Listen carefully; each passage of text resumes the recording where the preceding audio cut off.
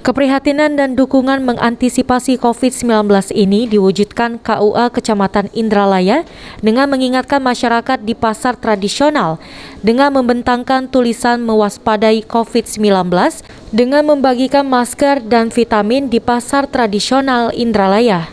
Disampaikan oleh Kepala Kantor Kementerian Agama Kabupaten Ogan Ilir, Muhammad Holil Azmi. Dengan kegiatan ini, selain untuk mendukung pemerintah dalam mewaspadai dan ikut memutus rantai penyebaran COVID-19, tentunya anak-anak di Kabupaten Ogan Ilir dapat melaksanakan proses belajar secara tatap muka.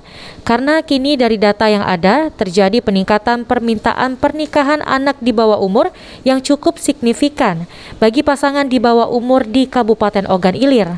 Kami pada hari ini adalah mendukung program pemerintah dengan melaksanakan 5M dan 1+1D, ya, menjaga jarak, mencuci tangan, dengan mengurangi mobilitas, kerumunan, dan selalu cuci tangan dengan air mengalir, pakai masker. Kegiatan kami ini adalah kerjasama dengan Kapolres, terutama dengan KUA Kecamatan Indralaya Induk, beliau yang mengetuai dalam hal ini, juga kerjasama dengan kesehatan, polsek dan sebagainya. Tujuan ini adalah kita untuk agar masyarakat khususnya di Kabupaten Ogan Ilir agar menyekat habis, ya, agar memutus rantai dengan COVID yang ada khususnya di Kabupaten Ogan Ilir. Kami yaitu dengan mengadakan pembagian masker, pembagian vitamin.